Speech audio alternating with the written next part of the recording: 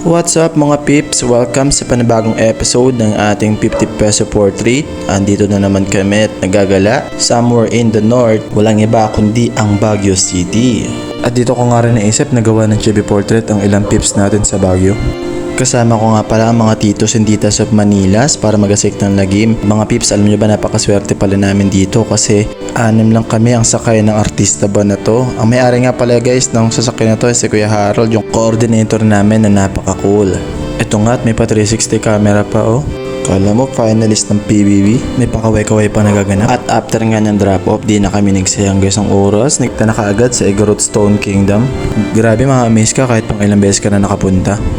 At dito nga mga peeps, nagpakaliw-layo muna ako dahil nagpapakatito mode ako dito.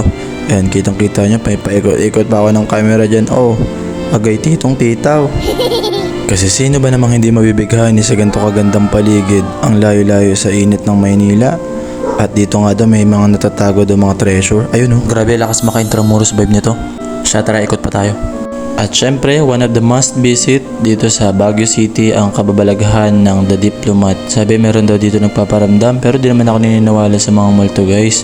Mas nakakatakot pa nga ako. O diba di ka natakot? Subscribe ka na lang.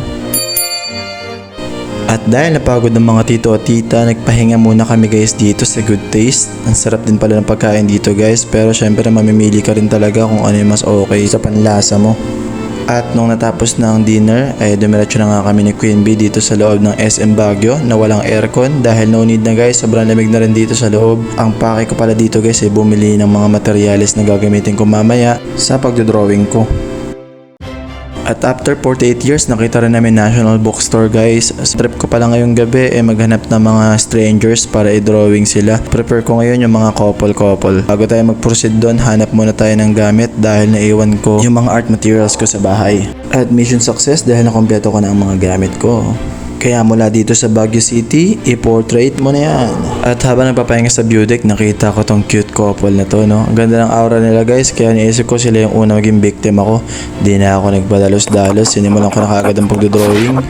At ito nga, mula sa papel na hiniwa-hiwa ko kanina, sinimulan ko ng paggawa ng cute no chibi portrait. Challenging to guys kasi kailangan ko agad matapos bago sila umalis.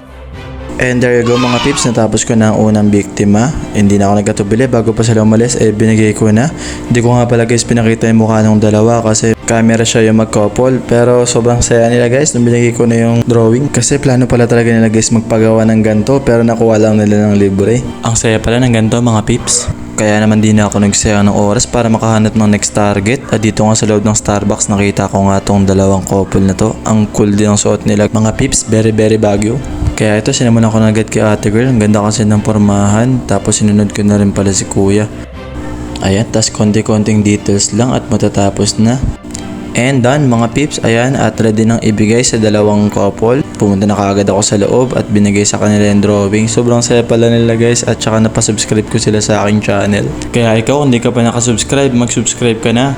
Patungo na pala sana ako guys sa next kong target, kaso nga lang biglang umalis yung dalawa nung tapos ko na yung drawing. Kaya nag-night market na lang kami kaagad at tinigil ko muna yung pagdodrawing. Siguro baka bukas na lang. Kasi nagbabadya na rin ng ulan at kailangan pa namin tapusin yung tour.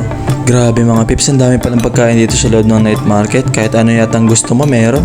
Kaso lang expect nyo na yung presyo na medyo may kataasan compare sa mga lugar ninyo.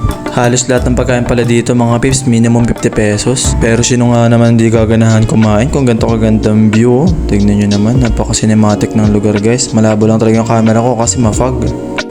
At kinabukasan pala nagpatuloy ang aming trip kung saan kami napadpad guys sa Burnham Park. Tapos nagpunta rin kaming La Trinidad para bumili ng mga gulay at prutas. At dito makikita nyo yung mga tito at tita nyong init na init. Hindi in-expect na ganito pala kainit ang tanghali sa Baguio. Parang pa Maynila na rin mga peeps. Binagyo nga pala yung mga prutasan dito guys, kaya konti yung mga paninda nila at wala silang strawberry na pananim. Kaya naghakot na lang ang aming team ng mga gulay. By the way mga peeps, siya pala si Kuya Harold, content creator din siya. Pwede siyang ipalo sa kanyang mga social media. Kailaw Tours ang pangalan ng kanyang FB page. All in one na pala si Kuya Harold mga peeps. Siya rin yung kumuha ng pictures and videos sa amin like that oh. Tawang tawa si Queen Bee kumakain pa ng cheese corn na may strawberry.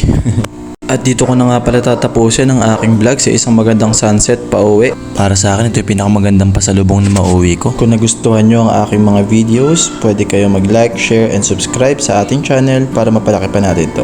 This is your 50 peso portrait. Ariga, thanks!